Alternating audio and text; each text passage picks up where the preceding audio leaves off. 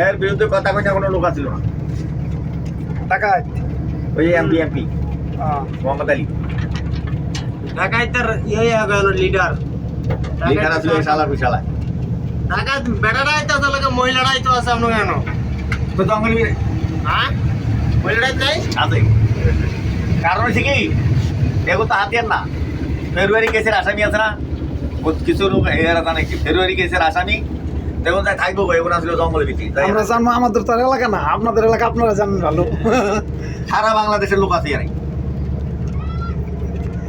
এই লোকজন পারাবার করে কি দেয় নৌকা দিয়ে সবসময়